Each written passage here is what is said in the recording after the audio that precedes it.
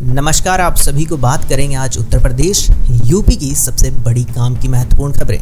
जानेंगे सारी 50 ऐसी खबरें, क्योंकि आज तारीख हो गई है 9 जून। 9 जून की सारी इंपॉर्टेंट खबरें हैं। उन सारी खबरों को जानते हैं, उससे पहले जान लेते हैं कुछ सुर्खियां। जी हां, मोदी 3.0 सरकार का शपथ ग्रहण आज होगा और क्या होगा इसमें, क्या होंगे नए फर्क, नए ऐलान, उन्हीं के बारे में जानेंगे।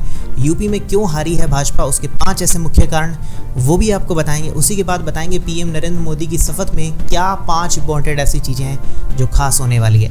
वहीं जानेंगे यूपी के अपने जो सबसे बड़ा मौसम का खबर देखने को मिल रही है, उसी के बारे में जानेंगे। उसी के साथ साथ आपको बता दें, युवाओं के लिए 25 लाख रुपए तक दे रही है योगी सरकार।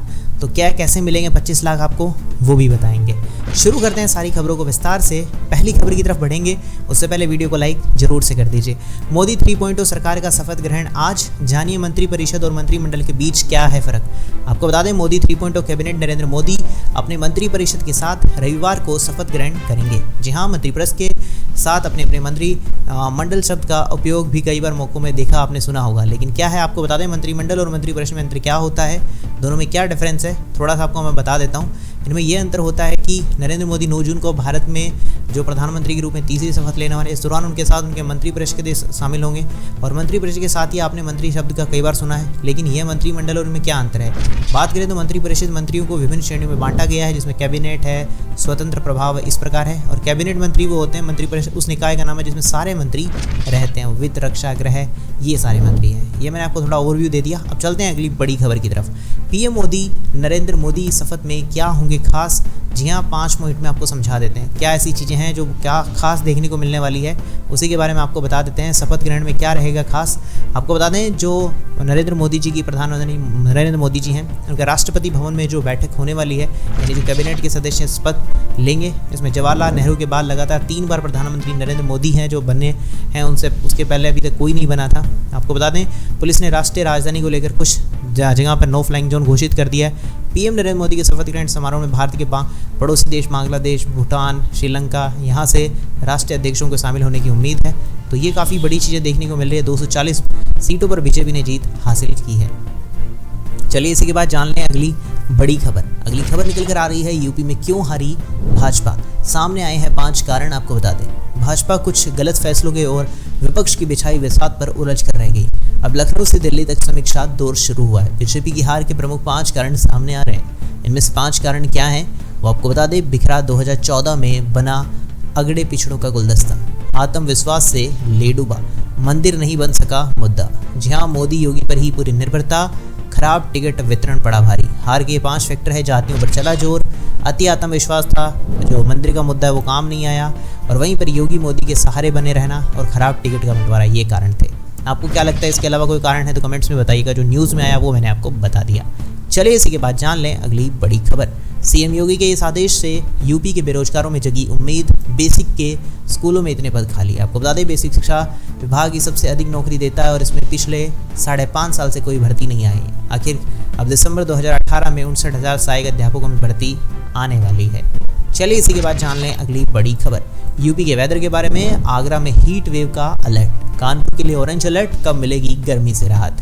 आपको बता दें, ताजनगरी में सबसे गर्म दिन बढ़ते जा रहे हैं। मई के बाद जून में भी गर्म दिनों का सिलसिला चल रहा है, साथ में ही लू भी चल रही है। शुक्रवार को अधिकतम पारा 44.4 डिग्री सेल्सियस रिकॉर्ड किया गया। तो गर्मी कम नहीं है, गर्मी भी अपना पूरा का पूरा रुख दिखाते हुए नजर आ रही है।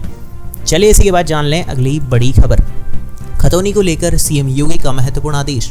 10 में काम पूरा, 13 जिलों को दिसंबर तक दिया समय। आपको बता दें, मुख्यमंत्री योगी आदित्यनाथ के निर्देश पर यूपी के 10 जिलों में रियल टाइम खतौनी का काम पूरा कर लिया गया। इनमें से 4 ने 100% रियल टाइम खतौनी पूर्ण कर ली गई है, बाकी का भी चल रहा है। इसमें 4 जिले टॉप पर हैं, 13 जिलों में तेजी लाने के निर्देश कर दिए गए हैं। चलिए इसी के बाद जान लें अगली बड़ी खबर। यूपी की टॉप न्यूज़ है अभी की।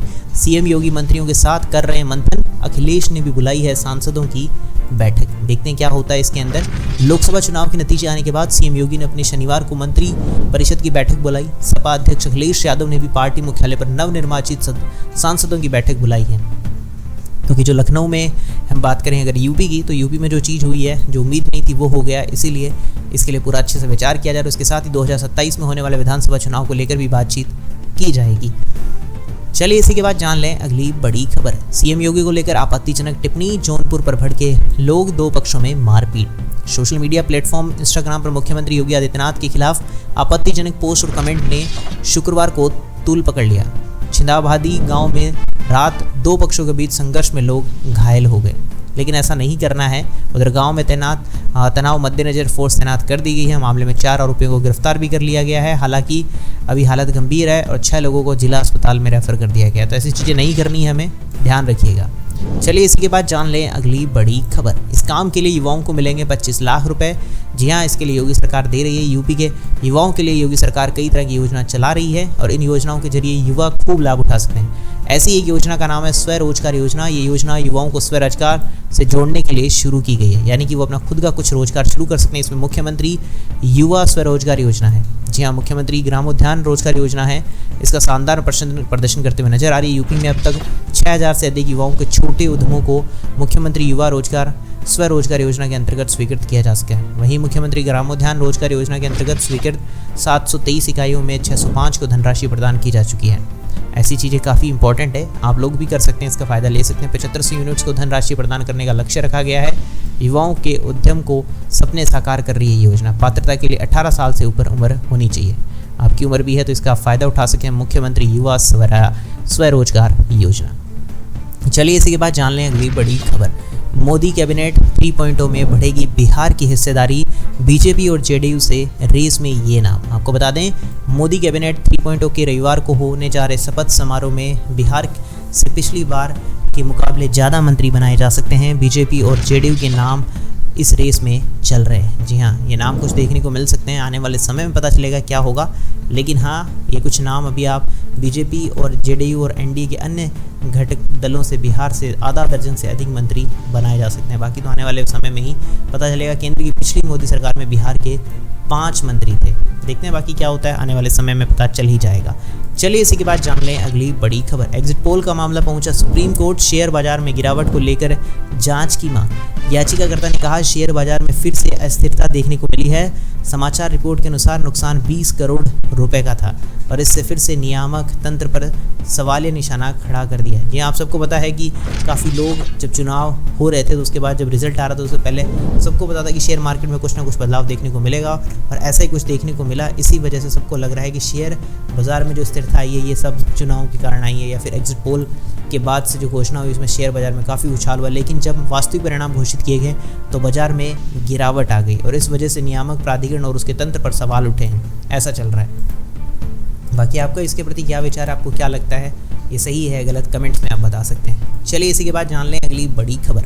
NEET exam result. जी हां, भीषण गर्मी में सड़क पर उतरे छात्र परीक्षा रद्द कराने की मांग को लेकर बीएचयू गेट पर किया प्रदर्शन। आपको बता दें, नीट यूजी परीक्षा के परिणाम में गड़बड़ी को लेकर वाराणसी में तैयारी करने वाले छात्रों ने शनिवार को एकजुट हुए और विभिन्न कोचिंग संस्थानों के हजारों छात्रों ने बीएचयू सिंह द्वार पर विरोध प्रदर्शन किया।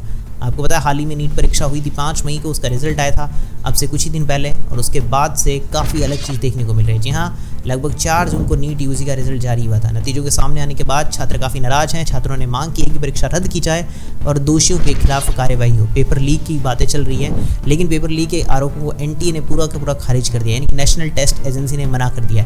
एक ही एग्जाम सेंटर के 8 स्टूडेंट टॉपर कैसे हुए, ऐसा सवाल है।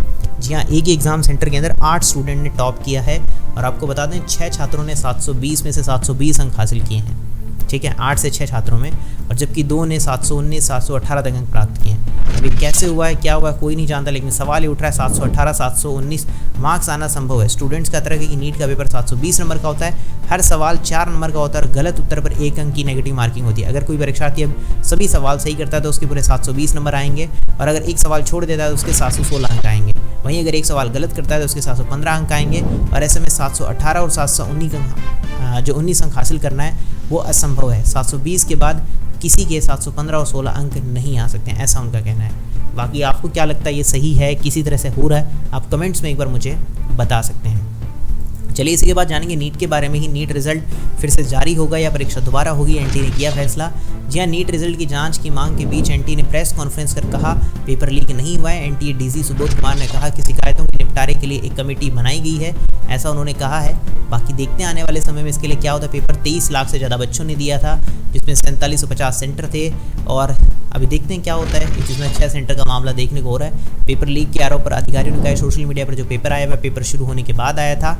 हम भविष्य में अपने प्रोटोकॉल व स्टैंडर्ड को मजबूत बनाएंगे ताकि फिर से इस तरह की कोई गलती ना हो। प्रेस कॉन्फ्रेंस में सुबोध कुमार ने कहा कि टाइम लॉस होने के मामले पर हमारी समिति ने बैठक की थी और उन्होंने केंद्रों और सीसीटीवी के सभी विवरणों का अध्ययन किया। उन्हें पता चला कि कुछ केंद्रों पर समय की बर्बादी हुई और छात्रों को इसके लिए मुआवजा दिया जाना चाहिए। समिति ने सोचा कि वे शिकायतों को दूर कर सकते हैं, छात्रों को मुआवजा दे सकते हैं, इसलिए कुछ छात्रों ने अंक ग्रेस मार्क देकर बढ़ा दिए गए, ऐसा कुछ कहा है। तो ये चीज़ें देखने को मिली है। बाकी अब देखते हैं क्या होता है, इसके बारे में कोई और अपडेट आएगा तो मैं आपको बता दूंगा मेरे चैनल के माध्यम से। चलिए इसी के बाद जान लें अब अगली बड़ी खबर। रेलवे का बड़ा फैसला, 1 जुलाई से इन ट्रेनों में कम हो जाएगा किराया, 20 रुपये से कम की मिलेगी टिकट। आपको बता दें रेलवे में कोविड की स्थिति से पहले बहाल थी।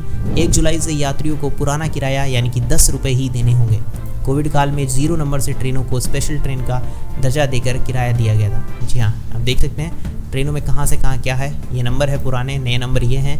इस तरह से वो ट्रेनें चलने लग जाएगी। 48 ट्रेनों से 0 नंबर हट जाएगा, ऐसा कुछ है। बाकी पूछ करके एक बार पढ़ना चाहो तो एक बार पढ़ लो। स्पेशल ट्रेनों का दर्जा देकर रेलवे ने किराए में 3 गुना बढ़ोतरी की थी, पर अब रेलवे ने कोविड से पूर्व की स्थिति को बहाल करने का फैसला लिया है। मुरादाबाद मंडल में संचालित 48 ट्रेनों से 0 नंबर हटेगा, सभी ट्रेनों पुराने नंबर से चलेगी। राहत की बात है कि ट्रेनें में सफ़र करने वाले यात्री को 30 की जगह सिर्फ 10 रुपये किराया देना होगा, जो कि एक अच्छी बात है।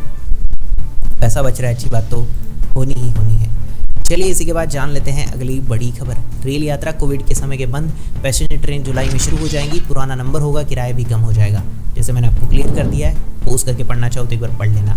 चलिए इसी के बाद जान लेते हैं अगली बड़ी खबर। मोटोरोला एज 50 अल्ट्रा जल्द होगा भारत में लॉन्च। 50 मेगापिक्सल सेल्फी कैमरा के साथ मिलेगी 125 वॉट की चार्जिंग। काफ़ी अच्छा और शानदार फ़ोन है, आप देख सकते हैं एक बार स्क्रीन पर। इतना अच्छा फ़ोन शायद ही आपको मिलने वाला है, तो आप अगर खरीदना चाहते हैं तो खरीद सकते हैं। भारत में लॉन्च होने जा रहा है, जल्दी लॉन्च हो जाएगा। हालांकि ब्रांड ने बताया कि जून में इसे लॉन्च कर सकते हैं, लेकिन डेट अभी आई नहीं है। जैसे ही कोई डेट आएगी मैं आपको बता दूंगा। तो ये थी आज की सबसे बड़ी महत्वपूर्ण उत्तर प्रदेश यूपी की सारी काम की खबरें। कैसी लगी आपको सारी की सारी खबरें मुझे कमेंट सेक्शन में बताइएगा। और हाँ, वीडियो को लाइक नहीं किया तो लाइक कर दीजिए, चैनल को सब्सक्राइब करके घंटे के निशान को दबाना मत भूलिएगा। मैं मिलूंगा ऐसी अच्छी और वीडियो के साथ, तब तक के लिए जय श्री राम, जय हिंद, वंदे मातरम।